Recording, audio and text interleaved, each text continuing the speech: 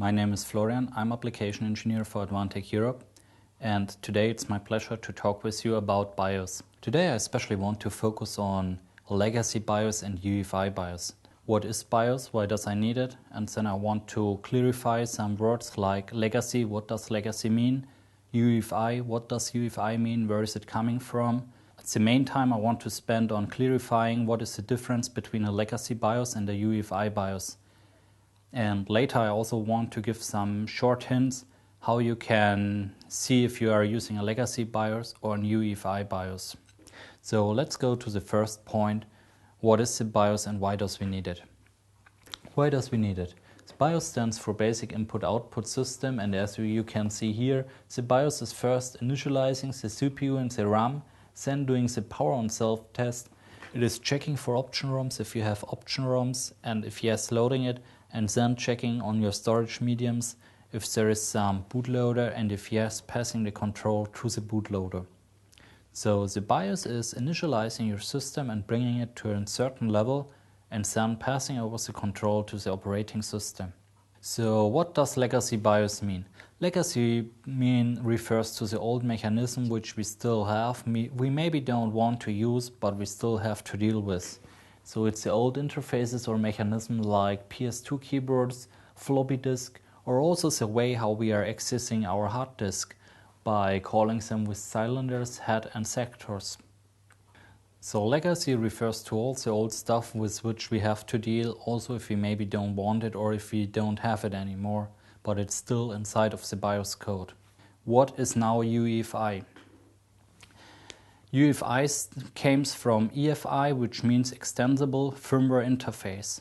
It was started when Intel started its new Itanium processor. That was in the late 90s.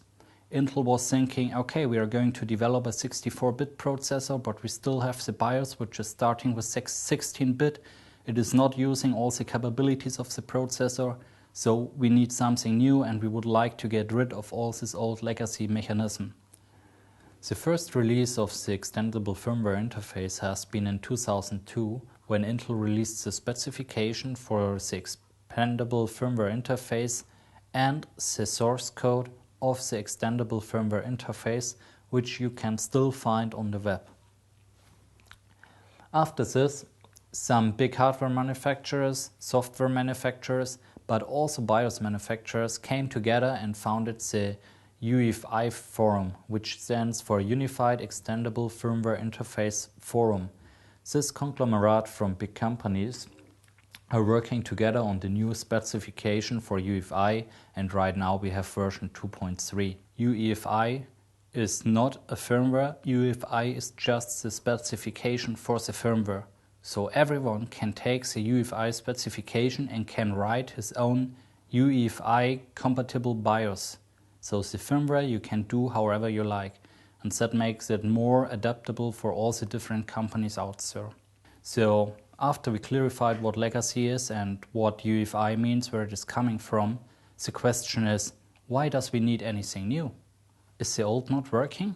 Well, BIOS has been 25 years old.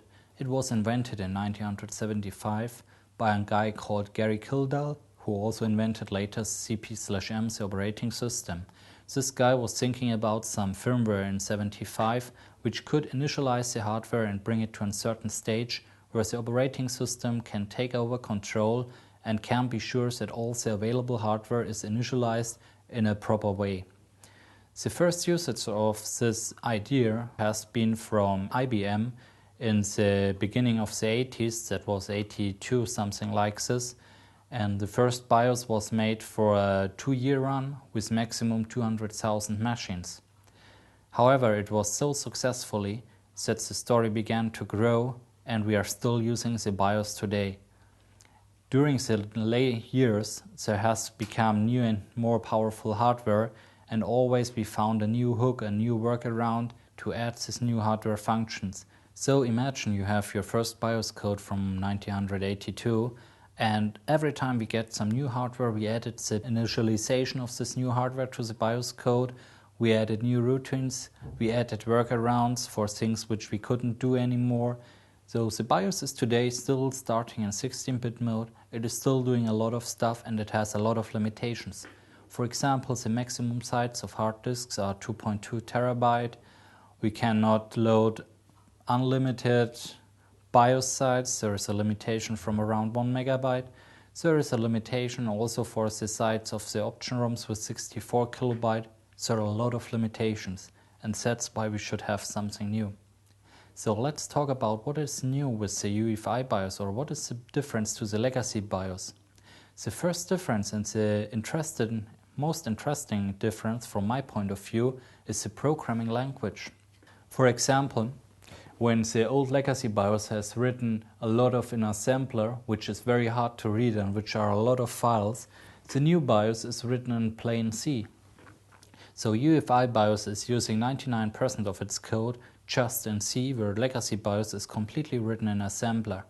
The new C code, it's much more easier to maintain. You can much more easier add some new things. And with the C code, you can see what you have to write in a long list for assembler. In C, it's very short and it's more human readable. That means the new BIOS is more easy to maintain, more easy to add new functions, and of course, it's also more easy to kick out some old functions you don't need anymore. One of the next difference between the normal BIOS and the UEFI BIOS are the OptionROMS. For example, with the OptionROMS, with the old BIOS you have the OptionROMS, which are limited in size to 64 kilobyte. The OptionROMS couldn't be loaded from a hard disk dynamically, and the OptionROMS has to made fitting for every hardware. So if you changed your hardware, you also had to change the code of your OptionROM. With the new UEFI BIOS, we don't have OptionROMs anymore. The new way will be drivers. So we are writing drivers. We can put these drivers on the HDD, on a USB DOM, or on a SATA disk. The new drivers are using the UEFI application programming interface, so we don't have to adjust the program itself if we are porting it to a new hardware. And it has no size limitation from 64 kilobyte. So the new drivers can be like drivers under Windows. They can be very large, very big. There are no limitation anymore, or almost no limitation. The next big difference between legacy BIOS and UEFI BIOS are the hard disk. For example, with the old legacy BIOS, you couldn't access hard disks larger than 2.2 terabyte. The maximum size of the old BIOS with the master boot record is still 2.2 terabyte. With the new UEFI, we are using the GUID partition tables instead of a master boot record, and the size is now 9.4 zettabyte, which is quite a lot. However, we still have the old master boot record, and with the old master boot record, the GUID partition table is behind. The master boot record itself, it says only it's not valid. So if you are using some old programs to format your hard disk or to read something from the master boot record, they just report you there is no valid master boot record, and that means they cannot destroy anything on it. And with the new UEFI, you can do a lot of partitions. You have a double backup. You have the GUID partition table in the beginning of the hard disk and in the end of the hard disk. So if one is crashing, you still have a backup. Instead, when the master boot record was crashing, if it was bad, all data has been gone in former times. The next big difference between legacy BIOS and UEFI are the purpose of the BIOS itself. When the old BIOS has just initialized the hardware, has done the power on self test, it still has also provided some services afterwards, like interrupts and stuff like this, for changing the screen resolution, for adding something or for deleting something. The new UEFI BIOS is not expected to do anything. The new UEFI BIOS is just initializing the hardware and then passing control completely to the operating system. And if the operating system wants to communicate with the platform, it has to use ACPI. So the new UEFI BIOS is not providing some old legacy functions like interrupt 19, interrupt 13, interrupt 15. All this stuff is not provided anymore. The next difference is with the new UEFI BIOS, we have introduced the Human Interface Infrastructure, short HII. With HII, all the firmware and drivers are published to a kind of database. You have some kind of common browser for a consistent user interface. That means you have one interface for your BIOS and you're entering your BIOS, and also the OptionROMS, the drivers are inside of this interface. With the old legacy BIOS, you had your BIOS menu where you were changing your stuff. You had the menu of your OptionROM where you could set up the PXE boot and all this stuff, or configure the LAN. You could configure the management engine and all this stuff. With the new UEFI concept, you could also integrate this dynamically into the BIOS menu, which makes it more easier for the end customer to use it. The next new thing with UEFI is the pre-boot environment. UEFI is providing some pre-boot environment which gives you access to all the hardware directly. So if you're starting the new UEFI, you have the possibility to access all the hardware. You have direct access to the bare metal registers. You can use the network stack for communication. You can directly access the memory with 64-bit addressing. You can run some applications or script on a shell. It's just perfect for diagnostic or stuff like this. How to do this and how to work in this pre-environment, we have the UEFI Shell. And the UEFI Shell, it is something like DOS, but it is not DOS. And it's something like Linux, but it is not Linux. It is not an operating system, it is just a shell which gives you the possibility to run some applications, especially programmed for it, and which can be a little bit organized or worked with like with Linux or DOS. For example, if you want to list the directories, you just can type directory, dir, or list ls for listing all the directory files. So it is looking a little bit like Linux, and you can use it like DOS or Linux. The UEFI shell itself is a shell and an application. The common file system is the FAT file system. So if you want to start some programs, you can take an USB stick, which is a FAT file system, and you can put your UEFI program on it, which has the ending .efi, and you can start it directly from your USB stick. Okay, let's talk again about the difference between legacy BIOS and UEFI. The first difference, as mentioned, is the language. When the legacy BIOS is programmed mainly in assembler, UEFI is programmed to 99% in C language, which makes it more human readable and more easy for debugging. The resources with legacy BIOS, you could use interrupt modes, or you used hard-coded memory access or hard-coded I/O access. With UEFI, you are using drivers and protocols instead, which makes it more dynamically and more secure if you want to change something afterwards. The next difference is the mode of the processor. When legacy BIOS started an x86 mode with 16-bit, the new UEFI is starting the CPU directly in protected mode as soon as possible, which allows you a faster execution time, direct hard access to all the hardware, and which is speeding up the process of the power on self-test. The expansion of the old BIOS could be done by hooking interrupts, where you can, for the new UEFI BIOS, just load a driver. The bridge between the operating system and the BIOS has been ACPI, or interrupt services, in the legacy BIOS, and with the new UEFI BIOS we are using ACPI only anymore. Third-party support. It was very hard to get third-party support for a legacy BIOS, where with the UEFI BIOS it's more easy to support different platforms from one software vendor.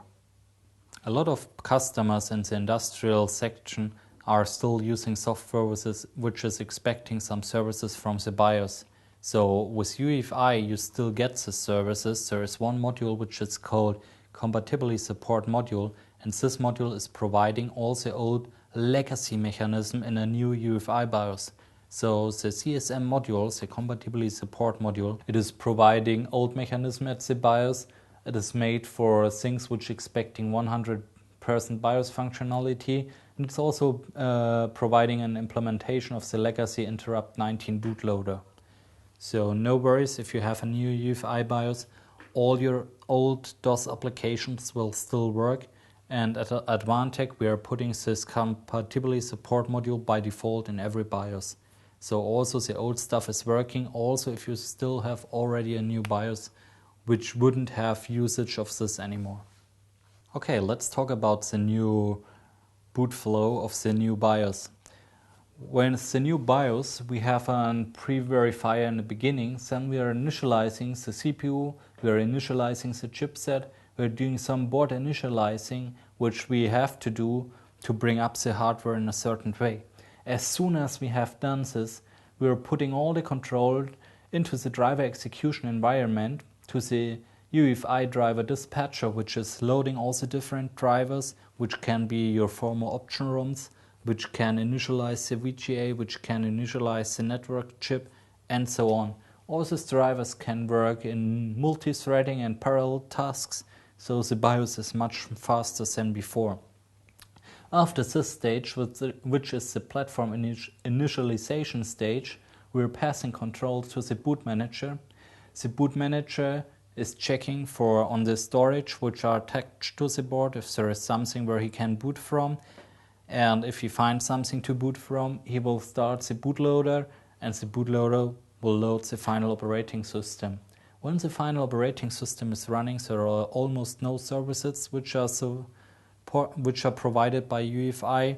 One of the services is the afterlife if you have a shutdown or a hot reboot. Okay, let's talk about which kind of software Advantech is using and how you can do the difference. At Advantech, you can enter the board and check for the BIOS version directly.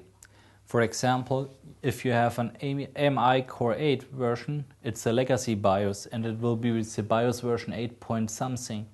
If you have a UEFI version, it's the Aptio core base and it's a version 4.6 point something.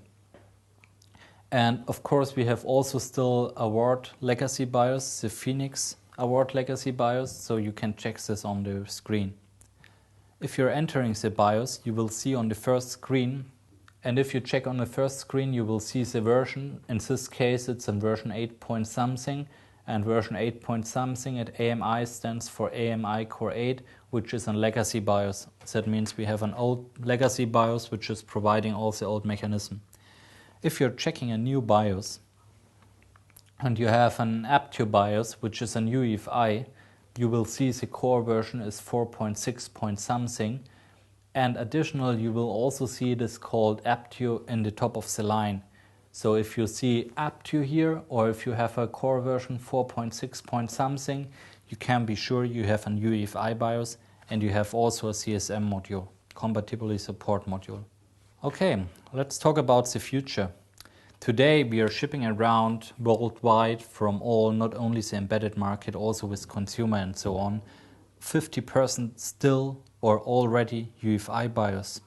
So you see you're using a lot of boards which have already UEFI BIOS and you didn't even notice maybe the difference because it's still behaving like an old BIOS. However, in future we will use more and more UEFI BIOS.